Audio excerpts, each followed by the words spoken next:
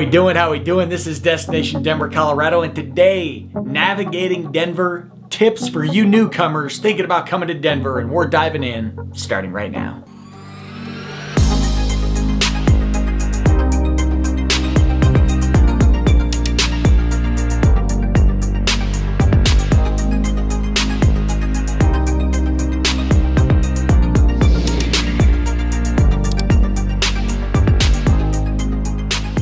All right, this is Destination Denver, Colorado. I'm your host, Jimmy Everett, and listen, if you're interested in learning all the ins and outs, pros and cons to moving to the Denver metro or Front Range area, then this is a channel for you. So that subscribe button and notification icon you see on your screen, make sure you click on that as I'm dropping new videos for you each and every week. And as much as I like to try to be informative here on camera, I'm also a licensed mortgage broker covering the entire state of Colorado and team with some of the most Front Range's most talented realtors. And we're helping people move here each and every day. So the number and email you see on your screen, know that I am always the person answering your phone calls, answer your texts, answer your emails. They're winning if you need me. Now that we're done with that fun-filled stuff, let's get to what we're here for, and that is navigating Denver and some tips for you newcomers. All right, so for this particular video, I had several conversations, as I like to do, with people who have moved here, people who have contacted me, people who have decided not to end up moving to Denver, and really getting their feedback on some of their lessons learned. And so throughout this, it's really kind of my opinions mixed with those of others to hopefully have a level of expertise. So the first thing I'm going to tell you, and yes, it's counterintuitive for me, but I think beneficial for you, watch several people's channels. Now granted, I'd like to think that you're gonna like mine the best, but at the end of the day, you need to hear different people's perspectives. So even if you tend to navigate towards, say, a certain part of town, say you just like Lakewood and Littleton, Colorado, watch a few different people's channels about those regions and really get varying opinions and thoughts. A lot of the things we're gonna say, I would imagine, are similar, but you're gonna get obviously a different feel from each individual. So I would check out several channels and then just make sure you come back to mine, because at the end of the day, I mean, come on. Or please come back. Whichever way, come back. Number two, and this may be a no duh, but make at least one trip out here. And I don't mean one vacation trip. I mean one designated trip based on you exploring the Denver metro or whatever region of Colorado that you want to move to and really spending some time there, if possible. And obviously I know that some people don't have more than maybe a couple days to come explore, but if possible, make multiple trips. Try to come out 2, 3, 4 times. Try to come out during different seasons of the year. Try to get a feel for the difference between Denver in the middle of June when, you know, you might be in the 90s, but your temperature might be in the 70s as well. It might be rainy, might be very dry, as opposed to when you come out in a November or December, maybe getting into January, where you might be dealing with a random massive snowstorm, or you might be dealing with a random 65-degree winter day that we really enjoy. So the more time you get to spend out here, the more elements you get a chance to feel. I also think that there's a big difference between seeing Denver in the summertime when it's beautiful and seeing it in the fall when there's no leaves, it's a bit dry. It's just a different feeling between those seasons. Of course, the nice thing about Denver is that we get all the seasons. So the third thing is certainly to start exploring neighborhoods, spending time there, having some food, hanging out outside, people watching, seeing what's going on in the community, exploring different amenities, getting a feel for different regions of, again, the metro area or wherever you're going to be. I mean, a lot of times these videos are watched by people who are thinking of being, an hour, hour and a half north, or an hour and a half south of Denver. So really getting a feel for these neighborhoods and not just visiting them from an enjoyment standpoint, but thinking about, could I see myself living here? Could I see myself being a part of this community? Is it fast enough? Is it slow enough? Is it loud enough? Is it quiet enough? All of these things, and really taking that in. As you're doing this, and as much as you can, obviously I don't expect you to have months of time to do research on this and be here for months, but pay attention to, again, the amenities around you in these neighborhoods, the things to do that stand out to you, and pay attention to drive times. Because if drive time is going to be important to you, if you need to get to a specific part of town and you're thinking about living in another, as much as you can, try to get used to, what does that drive look like? How much time is it taking? 4, pay attention to the cost of where you are. And what I mean by that, if you're going to lunches, if you're going to dinners, if you're out for drinks, you're buying groceries while you're here, whatever you're doing, try to pay attention to that cost and compare it to where you are coming from. Now, you might be making a move based on increased income. You may be making a move based on new jobs. There are obviously a lot of anomalies to this, but the more attention you pay to that aspect, the better off you are. As you narrow in, as you are able to spend time and you start figuring out favorite areas that you really want to explore, that's where we want to dive into housing options. That's where you want to start doing research, whether you are buying something or renting something, having an idea of the monthly budget you want to stay around and seeing what is available. The number one reason for people regretting a move to Denver and Colorado for that matter, again, based on conversations I had, was not really being prepared for the cost of living and cost of housing adjustment. People who thought they knew, but they weren't quite ready for it, or maybe they thought they could expand that budget more so than they could. By far, that was the number one regret, if people had a regret of the move, was affordability challenges.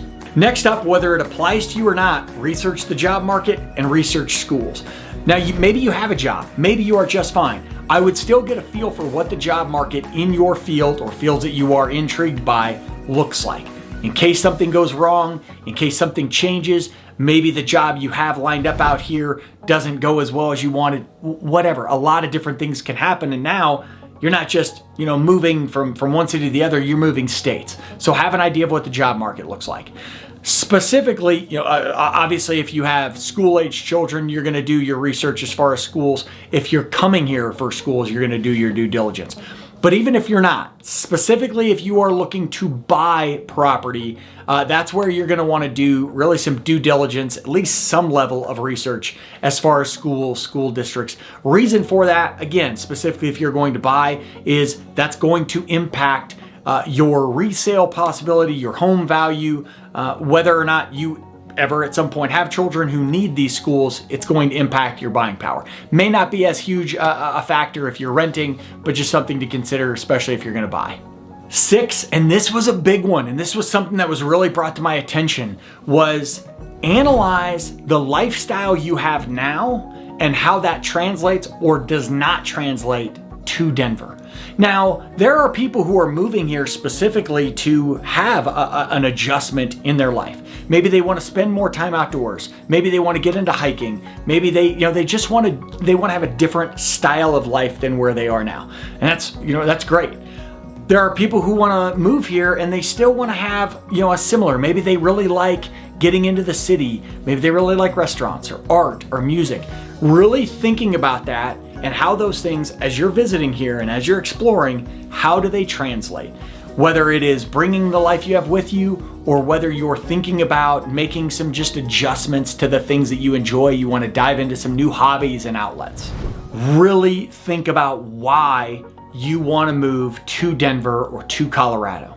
The number 2 biggest regret I heard from people who moved to Colorado was based on people who moved here and did not do the things that they thought they would be doing. It was people who moved out here thinking that they would spend a lot of time in the mountains, or they would go to a lot of concerts, or they would really enjoy the restaurants. Whatever that looked like, if they weren't doing the things that they thought they would be enjoying here, they didn't enjoy the move as much as they had hoped they would. And by far, the people who moved here with an idea, we're gonna be big into the outdoors, we're gonna hike, we're gonna camp, we're gonna explore, those type of things. The people that followed through with that rave about Colorado, and I very rarely hear any of the negative drawbacks to the state, at least based on their perspective. Next up, and this is super important if you're moving here by yourself, but even if you're moving here with a significant other, a friend, a pack of friends, start looking at different communities, meetup groups, different things based on your hobbies, based on your interests, based on things you want to get into. Start trying to look for opportunities to meet new people. Now, you may be in a job where you're going to go into an office or wherever and you're going to meet a lot of people. Maybe you're moving out here with some infrastructure and hopefully maybe you're moving out here because you already have some friends. But the third biggest regret or that hesitation that people have of moving to Colorado and moving to Denver is the isolation factor. And that for some people, it has been really hard for them to make friends and make connections and build relationships. That's one of the biggest pieces of feedback I get. Now, some people are able to deal with that because, again, maybe they have a friend out here, maybe they have a significant other, maybe they have like someone to spend time around.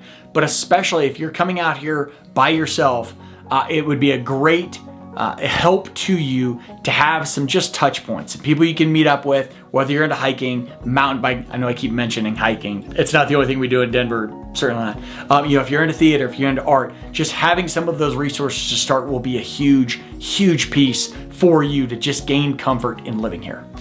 Number 8, and this is getting more into just the logistics of getting here.